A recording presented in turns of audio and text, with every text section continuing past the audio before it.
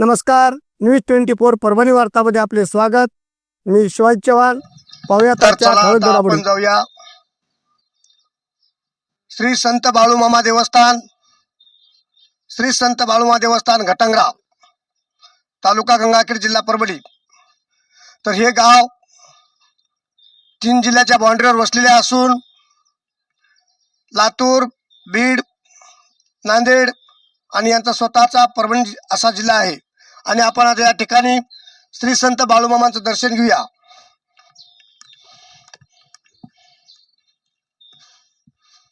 अतिशय सुंदर आणि सुबक अशी मूर्ती आहे, आपण पाहू शकतो। बाळूमामांची मूर्ती आहे, बाजूला बिरोबा देवा आहेत, त्यांच्या बाजूलाच विठ्ठल रुक्मिणी आहे। अतिशय पंचमुखी नागराजाचं छत्रछाया लाभलेली आहे। आणि असे हे कलियुगातील प्रत्यक्ष शिवशंकर महादेव तथा पंढरीनाथाचा अवतार समजले जाणारे श्री संत बाळूमामा यांचं आपण आता दर्शन घेतलेलं आहे। आणि आता आपण त्यांच्या काही बाहेर सेवेकरी बसले आहेत, या सेवेकऱ्याशी थोडी चर्चा करूया। तर ठीक आहे, आपण या ठिकाणी थोडीशी वार्तालाप करूया। दादा, आपलं नाव? गजानन रामप्पा पुरी। अच्छा, या ठिकाणी श्री संत बाळूमामाची स्थापना केव्हा झाली? 2022। आता काय चालू आहे? आता दरवर्षाप्रमाणे वर्धापन दिवसाचा कार्यक्रम करतो, रामकृष्ण हरी सप्ताह करतो आणि दर 15 दिवसाला कन्याचा प्रसाद व आमोशाला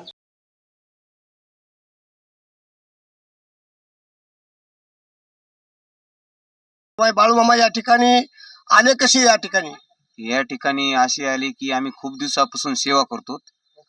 2011 पासून रिसनगाव येथे मेंढ्या आलत्या त्यावेळेस पासून आम्ही बाळूमामाची सेवा करतो। नंतर की 12 नंबर पालखी यशवंत भाऊ सुरनर यांची पालखी 12 नंबर बगा नंबर 12 ही धसवाडी येथे आली होती। त्यावेळेस पासून आम्ही त्याच्या सेवेमध्ये गुंतलो। आमची इच्छा होती की घटंगरा या गावामध्ये आम्हाला पालखी आणायची आहे। जिद्द धरून कष्ट करून आम्ही पालखी घटंगरा येथे आणली आणि इथं देवस्थानाची स्थापना केली।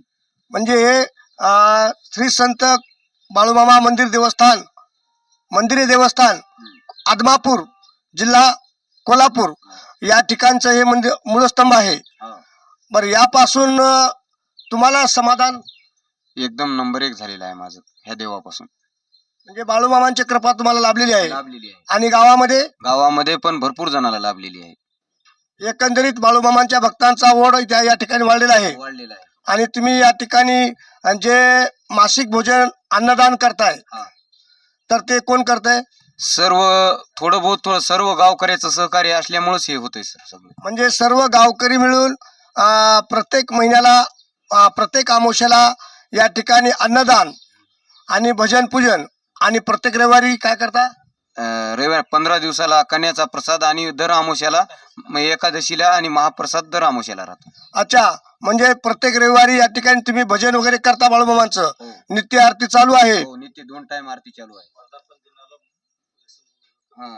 आणि पालखी इथून रिसनगावला आम्ही नेतो वर्धापन दिवसाला, आणि गावात मिरवणूक, कीर्तनाचा महोत्सव मोठा कार्यक्रम करतो, आणि वर्षाकाठी रामकृष्ण हरी सप्ताह पण करतो।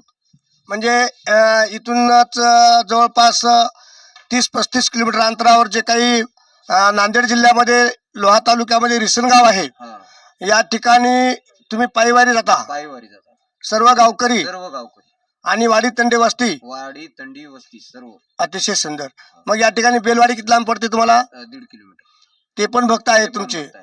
बाकी वरचे वाडी तंड्याची बसते? गुंजेगाव, तंडा, वाल्मिक नगर, किनेवाली, उगडेवाडी, घटंगरा, पांगरी। म्हणजे घटंगऱ्याच्या पंचक्रोशीतील सर्व भाविक मंडळी या मंदिराला बाळूमामांच्या दर्शनाकरता नित्य येतात, म्हणजे आमोशाला, एकादशीला असं येत असतात। तर आता बाळूमामांच्या विषयी आपण काय सांगाल? बाळूमामा एक असं आगळं वेगळं देवस्थान आहे की त्याच्यापासून लगेच म्हणजे तात्काळ हे होते, रिझल्ट येते। असा देव नाही की थंड बसून असं लगेचच्या लगेच त्याचा ते प्रतिसाद मिळतोय ह्या देवाचा। म्हणजे एकंदरीत अंधश्रद्धा न बाळगता तुम्ही सर्व श्रद्धेनं श्री संत बाळूमामांची सेवा करताय, हो याच्यामधून तुमच्या मुलाबाळांना मानसिक समाधान आणि आयु आरोग्य धनसंपदा ही देखील लाभते का? हो लाभते लाभते. दादा तुमचं काय म्हणणं आहे? बोला येत नाही मला. अच्छा, दादा लाजतायत बोलायला. अच्छा दादा तुमचं काय म्हणणं आहे? याच्या समाधानी आणि संपदा सगळं व्यवस्थित चालू आहे आणि आम्ही दररोज आरतीला, संध्याकाळी, दिवसा दर्शनाला येतो. दादा तुमचं काय म्हणणं आहे? सगळं चांगलं आहे, देवस्थान चांगलं आहे. लगे लगे आपला चमत्कार दाखवते.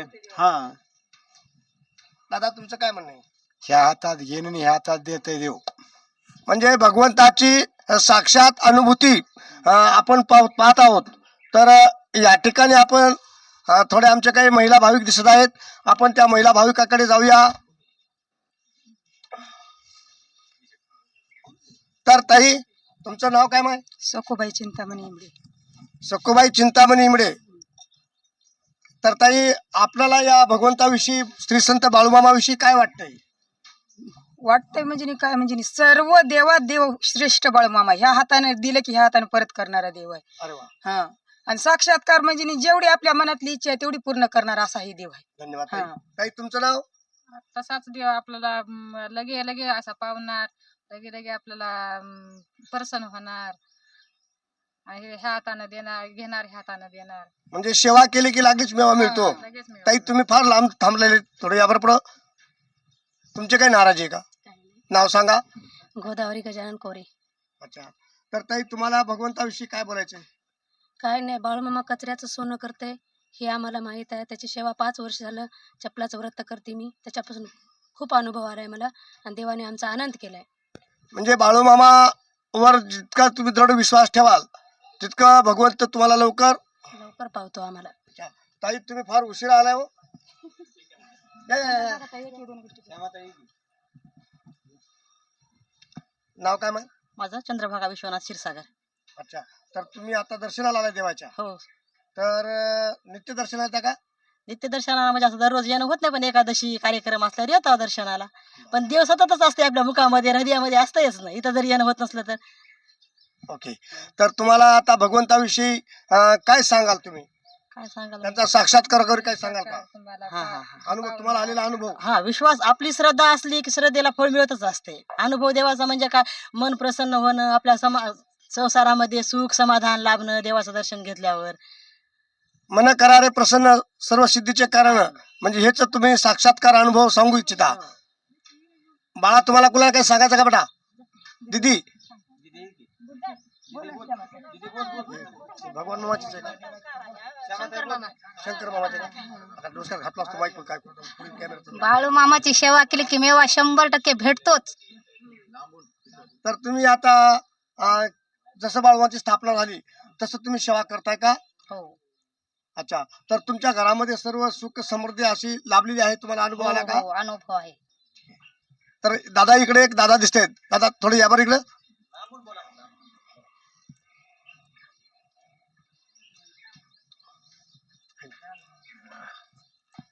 तर दादा आपण आता घटंगऱ्यामध्ये आले आहोत, श्री संत बाळूमामा देवस्थान मंदिर संस्थान या ठिकाणी. तर आपण कशाला दर्शनाला आलो का? दर्शन व सर्व कार्यक्रम जे असते त्यावेळेस आम्ही दरवेळेस हजर आणि सर्व कार्यक्रम पार पाडण्याची जबाबदारी पण आपल्याकडे असते. गजूबाप्पांना दिलेली आहे. प्रत्येक कार्यक्रम असेल त्या कार्यक्रमाला असो. 2011 पासून गजूबाप्पा यांनी बंगा नंबर 12 याचे दर्शनाला जात होते. दर्शनाला जात असताना त्यांना अशी भावनिक झाले की बाळूमामा हा देव साक्षात प्रायचित देणार आहे. ह्या हाताने घ्यायचं आणि या हाताने द्यायचं. जर 10 रुपये दिले तर 10,000 द्यायसारखा देव आता म्हणजे बाळूमामा. धन्यवाद ताई, अतिशय सुंदर तुम्ही भजन गायलं. त्याबद्दल बाळूमामाची खरंच अशी कृपा तुमच्या सर्वांच्या स्वरामध्ये आणि आवाजामध्ये देखील भगवंतांनी दिलेली आहे. तर चला आता आपण जाऊया. या ठिकाणी आईसाहेबाचा मंदिर आहे आणि आईसाहेबाच्या मंदिराविषयी पण आपण या भाविक भक्तांमध्ये याविषयी आईसाहेबाविषयी चर्चा करूया. मला माहित नाही कारण मी पण फर्स्ट टाइम आलेला आहे. तर ठीक आहे, या ठिकाणी ताई आहेत. तर ताई या आईसाहेबांचा परिचय द्या. गंगाबाई रामाप्पा कोरे. अनेक त्यांचे माणसं असं सगळं अशा होत्या की एक देवरूपीच अवतार झाला चांगलं. हरिभक्तपरायण गंगामाता माऊली कोरे या श्री क्षेत्र चंद्रपूर माता द्रौपदी संस्थान महाकाली मंदिर संस्थान चंद्रपूर यांच्या असीम भक्त होत्या. तसेच या गावचे ग्रामदैवत आणि या कृषीचे ग्रामदैवत रामलिंगेश्वर यांच्या देखील त्या असीम भक्त होता. तर ठीक आहे ताई, आपल्याला काय सांगायचं यांच्याविषयी? काय असं आपल्याला ते कवा उपास धरायच्या त्याला प्रदोष शिवरात्र गावात जर काय झालं तर त्या अन्न असं पाणी पेत नव्हत्या, पाणी पेत नव्हत्या.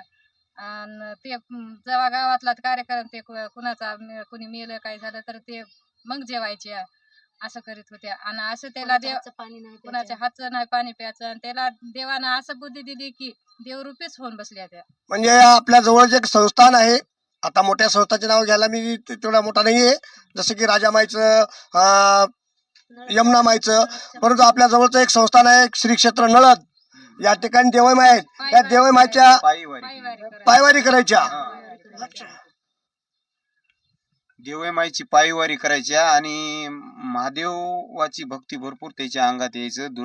दुर्पत माईचं अंगात येत होतं. चंद्रापूरची भक्ती करत होत्या. आणि निरंकार प्रदोष हा नित्यनेमानं शेवटपर्यंत प्रदोष आणि सोमवार हे त्याने निरंकार केलेला आहे. गंगाबाई कोरे ही ह्या घटंग्र देवस्थानाच्या त्या खूप निस्सीम भक्त होत्या.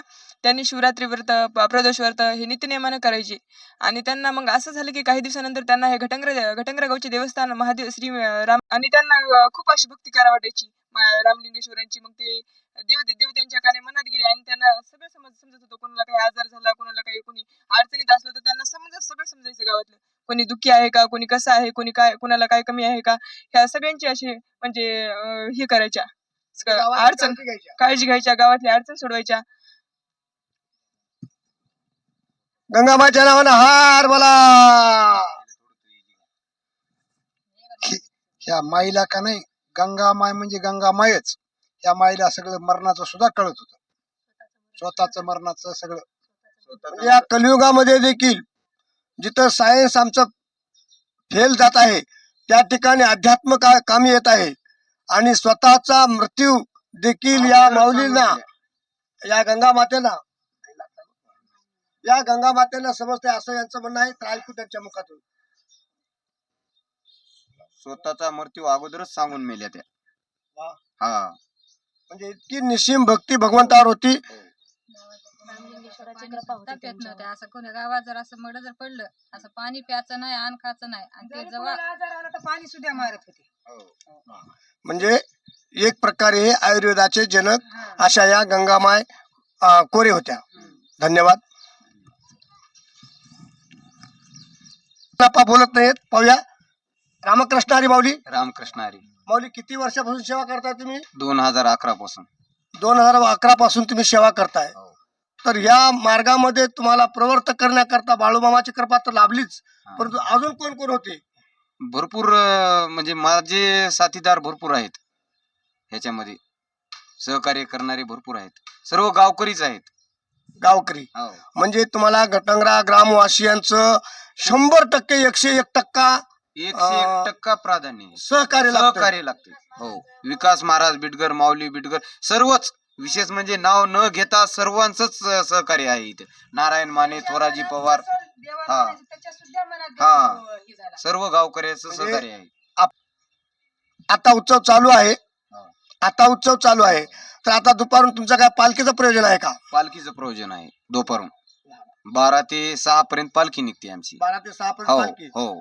6च्या नंतर ग्रामवाशांना भोजन आणि रात्री 9 ते 11 विकास महाराज यांचं कीर्तन.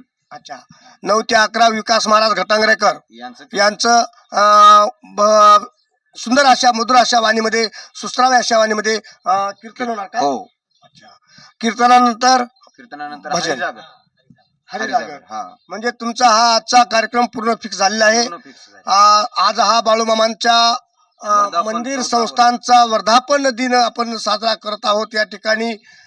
तर आपण सुंदर अशी या ठिकाणी कल्पकता मोजता येत नाही जगाच्या मापान ऐसे वैभव दिले हो बाळू मामान ऐसे येत नाही जगाच्या मापान ऐसे वैभव दिले हो बाळू मामान पेढा नाही बर्फी नाही नाही साखर पेढा नाही बर्फी नाही नाही साखर बाळूमामाच्या पुण्याईनं मिळेल भाकर बाळूमामाच्या पुण्याईनं मिळेल भाकर मोजता येत नाही जगाच्या मापान ऐसे वैभव दिले हो बाळू मामाना ऐसे वैभव दिले हो बाळू मामाना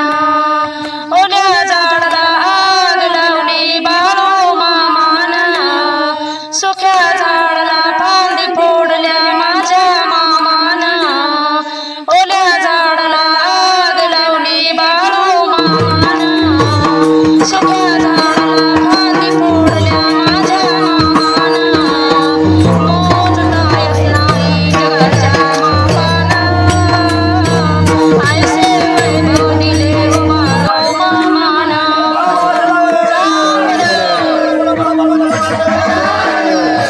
हर हर महादेव योगेश्वर भगवान की जय गंगा माई की जय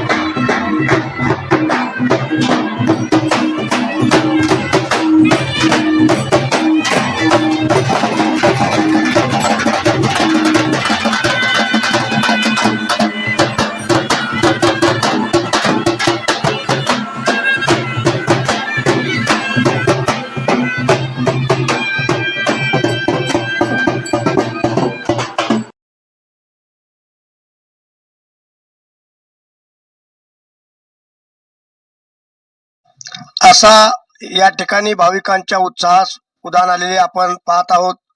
असे हे जागृत श्री संत बाळूमामा देवस्थान घटंगरा हे गाव राणीसारगाव पासून पश्चिमेस 5 किलोमीटर अंतरावर आहे. अशाच बातमी व संपर्कासाठी खालील नंबरवर संपर्क साधावा. आजच्या ठळक घडामोडी संपल्या. पुन्हा भेटूया पुढील बातमीपत्रात. तोपर्यंत नमस्कार.